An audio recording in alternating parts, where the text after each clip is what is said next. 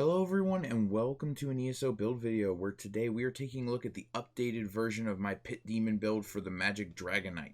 Note when I say updated for the Dragonhold patch, I mean, it has undergone some slight changes. It no longer uses Clever Alchemist. Instead, we swapped it out for Rattle Cage, primarily just to clear up some bar space. That and honestly, the consistent damage versus burst wasn't as noticeable as I originally thought. I did do some extensive testing with both, and Rattle Cage came out just a little bit ahead, not because of the fact that statistically it's better, but because it gives me that extra bar slot. That extra bar slot, by the way, is how I'm slotting Cauterize and Draw Essence, because I'd have to give up one of the two if I wanted to run Clever Alchemist again. But with that out of the way, let us get into it. So, first things first, as you guys can see, stats overall, well, I mean, you can see our resists, unbuffed, our resists are pretty squishy. But besides that, our stats look pretty damn good. This is with the sorcery buff because of Rattle Cage. We have some high spell damage. I'd say a decent pool of max magic. Decent health. Stamina pool's a little low for DK. Yeah, that's the one thing I dislike about this patch a little bit. Dragon Knights need a lot of sustain going into Dragonhold. They need a lot of sustain. The way I've chosen to go about it is to go Witch Mothers, and this is because I'm still a Dark Elf. I'm still a Dark Elf. I'm not a Breton. I've chosen to go Witch Mothers, which has netted me 1450 as my mag recovery, and overall sustains like a champ. It actually might be over sustaining. I might try reducing this in the future a little bit. But overall, it works really, really well. Yeah, I don't think we have too much. We have 2% more spell damage than normal thanks to Cyrodiil being Cyrodiil. But besides that, nothing's altering these stats. They all look pretty good. As you can see, our pen's pretty damn high. But gear-wise, I always like to start with this. I ran through 2 iterations for monster sets. We did settle back on Bloodspawn, as pretty much everyone involving Mag DK understands. Bloodspawn is so freaking good for Magic DragonKnight. Stamina recovery is super helpful for every class, and the ultimate generation this set provides is incredible. Your ultimates are already cheap.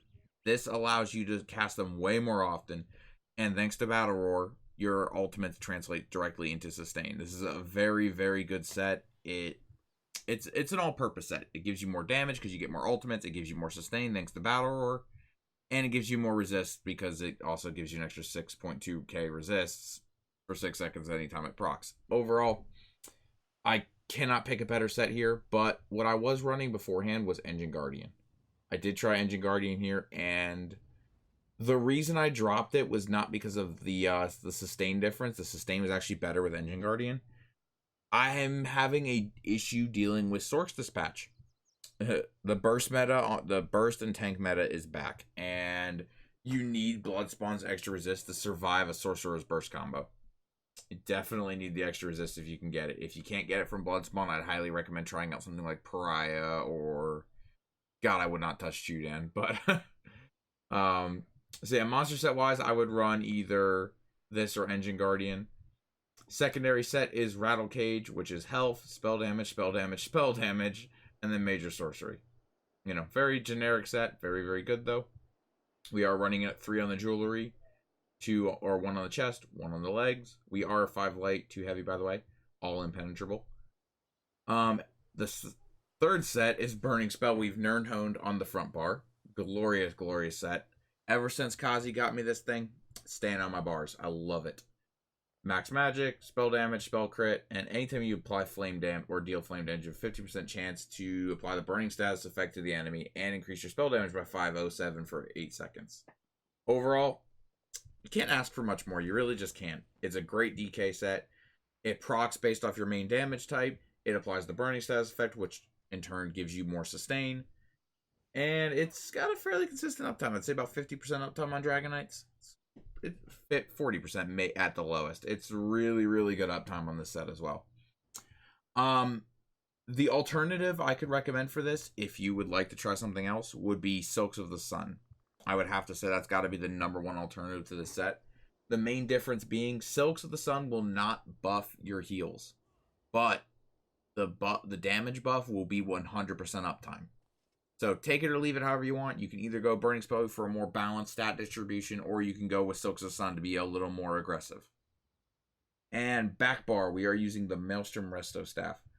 Overall, I needed something to put here. I need something to put here, and this fit the bill quite nicely. You can run this. You could run the Black Rose Resto Staff, or you could just run a Willpower Resto Staff. I do prefer this, though, because the extra sustain is very, very helpful. 800 Magicka may not seem like a lot, or may not seem like a whole ton. But if you look at the duration of this skill, it is 5 seconds.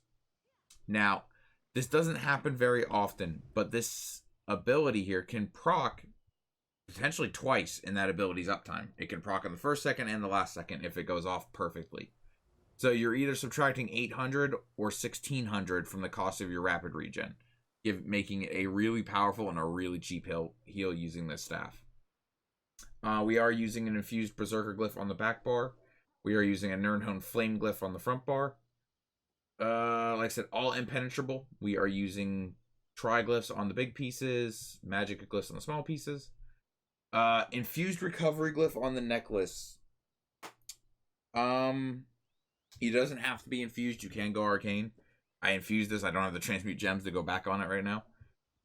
But it works fine. It works fine as it is. You can also move the glyphs around. And I'm running 2 arcane or infused spell damage glyphs. As you can see, I do have the infused ones right here. I've been kind of tossing them back and forth, figuring out which ones I like more.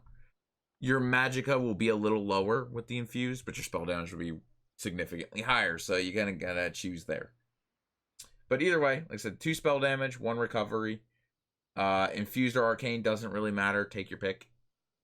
Like I said, all impenetrable. Alright, so I think that is all we've got for the gear. Actually, the gear's super simple. Skills. I love my skills. Love this. Let's go to the front bar. Ellie Drain. Pretty much standard for any Destro staff. Mag DK. This thing is... this skill is how we sustain. I mean, 600 mag recovery is what it's equivalent to. Gives you the gives you major breach. And it's free. So what more could you ask for? Super good skill. Burning Embers. This did get nerfed quite a bit in Dragonhold, but it's still a really good heal, and I cannot recommend it enough. Plus, it guarantees the burning status effect, which shaves 500 off its cost, technically speaking. Thanks to this passive here.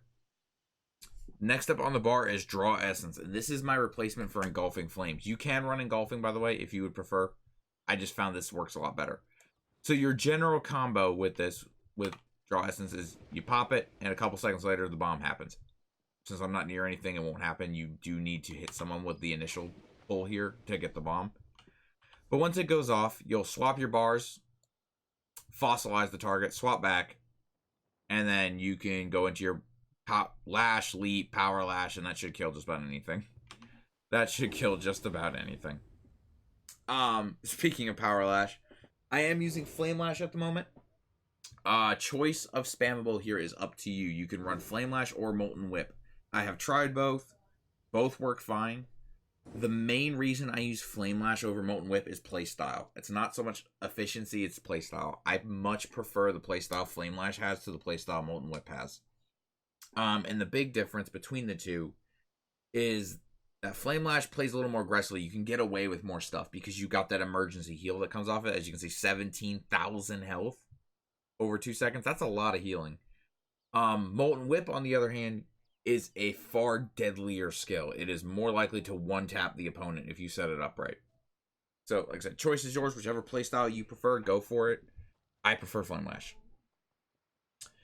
And last up on the bars is Cauterize. Or last up on the front bar, I should say. We need a lot of healing this patch. The dot meta is over, luckily, but damage is still quite high this patch. So I chose Cauterize. If you don't feel you need this heal, I don't really know what I'd thought here, to be honest. Maybe you could run Flames of Oblivion and get a little more damage. But anyway, you can run whatever you want here if you don't think you need Cauterize. You could even go back to running Clever Alchemist and running Source of Major Sorcery. But I really like the heal from Cauterize. It helps out quite a bit. It's super cost effective. Plus, it gives us Major Prophecy on our front bar, which is super handy. Ultimate-wise, we are running Ferocious Leap. Go figure. It's a Mag DK. Not much to be said here other than you get a nice big old damage shield when you use it, and it does a shit ton of damage. Moving over to the back bar, we have Volatile Armor. You can run Hardened if you want, but the Volatile dot's actually pretty nice on Mag DK, so I'd recommend running this morph. Plus, this pulls Nightblades out of Stealth, which is very handy. Race Against Time is our snare immunity source here. It gives us Major Expedition, Minor Force for more damage, and snare immunity for 2 seconds. Very, very good skill. If you would like to, you can also make a case for the other morph of this, Protective Plate. I don't have it right now because I was running Dragonfire Scale recently for some testing. But I would run Race Against Time or Protective Plate, your choice. Coagulating Blood. Not much to be said here. This is just a super, super good heal. This is your equivalent of Breath of Life. It's not as strong as Breath of Life, but this is your oh shit button. Pop this whenever you need an emergency heal. It's super, super strong. Fossilize, we need a CC on this class, and Fossilize is beautiful. It's undodgeable, it's unblockable, it stuns them, and it immobilizes them for 3 seconds after they break the stun. So, unless they have a source of snare immunity, this is a double drain on their stamina. They'll have to break free, and then they'll have to roll dodge. Actually, the funniest way you can do this is if they don't have snare immunity, wait till they start a roll dodge, fossilize them, then they have to break, and roll dodge out. Now you've caused them to lose 3 times the stamina when they were just trying to dodge your power lash or something. Overall, Fossilize is a super, super powerful stun. I cannot recommend enough running this. A case can be made for Shattering, and I do really, really like Shattering, but Shattering has to be run on the front bar. You cannot get the power lash off if you run Shattering on the back bar. So just keep that in mind. If you do choose to run the other morph, you're going to have to put Cauterize on the back bar. Last up is Rapid Regen. We did talk quite a bit about this skill already when we were going over the VMA Resto staff, but look how much healing that is. 5 seconds, 21.6 thousand health. A lot. It is a lot. And like I said, it's super cheap. It actually only costs 1,600 or hell, even 800. If you get both procs, this is a super cheap heal.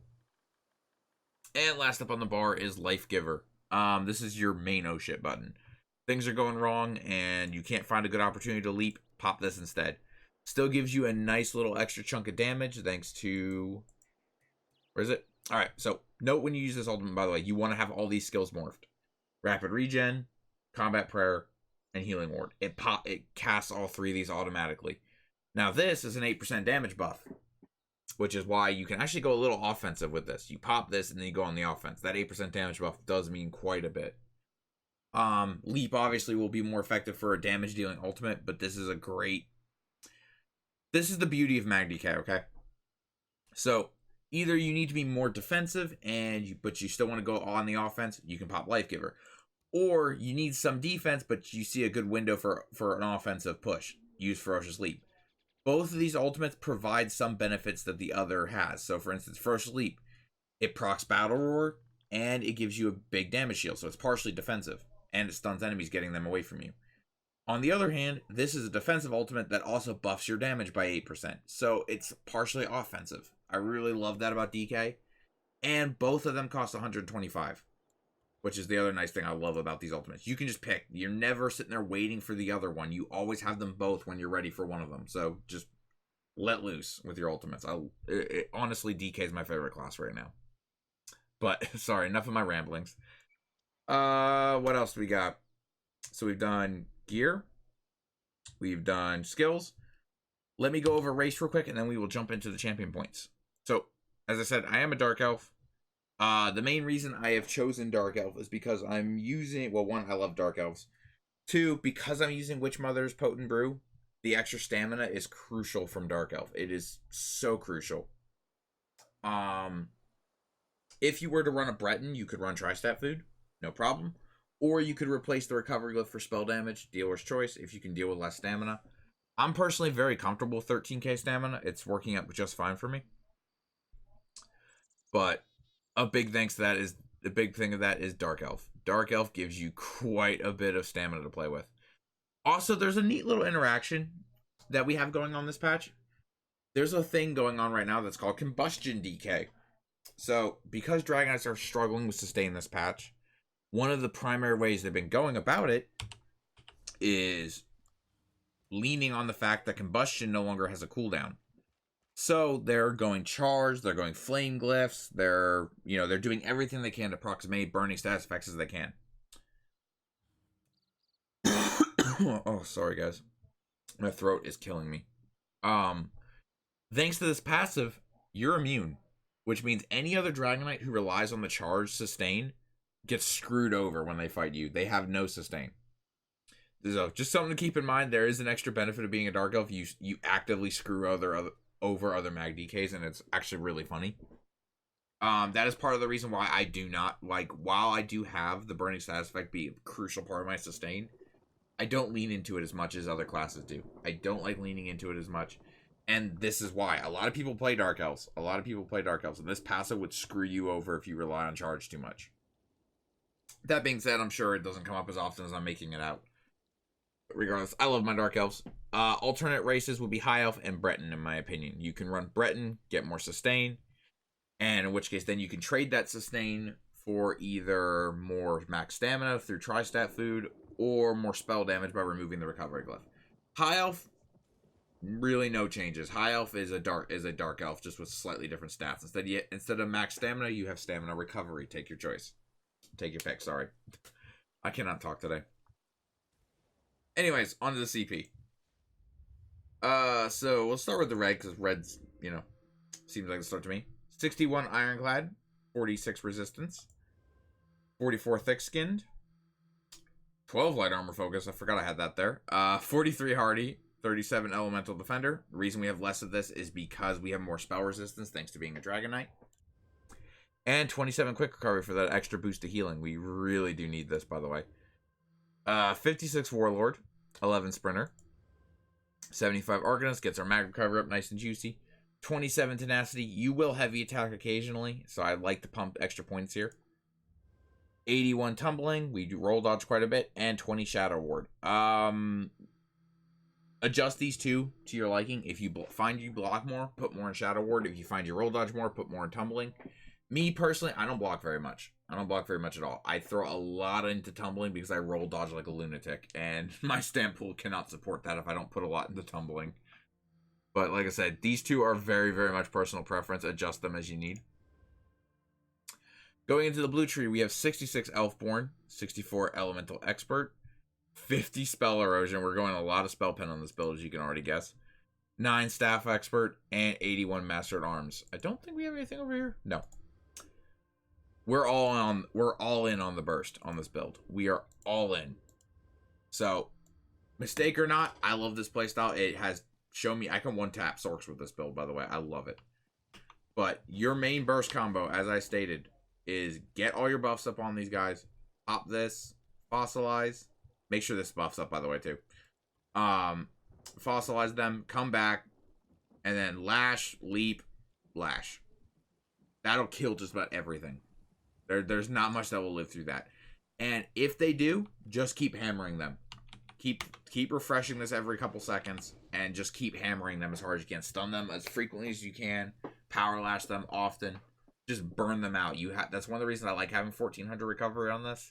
I have a lot of sustain. I can keep going for a long time. It takes a very, very long duel to burn this build out. And all you have to do is just keep hammering them. Note that if you do get low on resources, the best trick I've learned is fossilize, lash, go back, and then go back to this bar. So what you've done is if you're low on sustain, when you fossilize them and then lash them, you set them off balance. Then you run back up and run a resto heavy. That will refill half your magic bar instantly. It is so much free sustain, it's ridiculous. I did that a couple times in a really, really, really long duel I was playing in earlier today. When the fight needed to be reset, that's how I reset it. I refilled my magic bar almost instantly doing that. So, just letting you know that is the trick if you get low. But you shouldn't. Keep your LA Drain up, keep your burning up. Use Cauterize and Burning Embers as your main heals in this. Don't hit your Coag unnecessarily. And overall, your sustain should be fine. DK is, with the amount of recovery I have, plus Battle Roar, plus potions, your sustain should be fine. But yeah. Mundus Stone. Sorry, I cannot believe I forgot the Mundus Stone. This is like the most unprofessional build video I've ever done. Anyway, the last thing I'll go over, I guess, is the Apprentice Mundus. We're pushing spell damage on this build. My runner-up for this would be the Mage. That would be my number one runner-up. Or, if you want more max stats, more max stamina, and want to run Tri-Stat Food, run the Atronach. You could run the Atronach here, too, to get some extra recovery. But, sorry, guys, for my rambling. I know it sounded a little weird with this video. My throat is just killing me, so I'm just trying to run through this, and I think I might have missed. I sped over some details. Important passives to note are all your Destro staff passives, all your Resto staff passives, all your class passives, all your armor passives that are relevant, so all light armor passives and all heavy armor passives that do not require 5 pieces. Correct? Sorry, I said that wrong. And make sure you have medicinal use in alchemy. Make sure you have that medicinal use. Those are your 100%. You must have these passives. Following that up, if you can get them, it is really, really helpful if you can get your hands on the Undaunted passives. Very helpful if you can get these. They're not a lot. It's 4% extra max stats. 4%, it's not a ton. It's not make or break. It will not kill your build if you do not have this. But it's 4%, so take it if you can get it, you know? And yeah, besides that, guys, have fun with it. And I will see you all on the next one. Later, guys.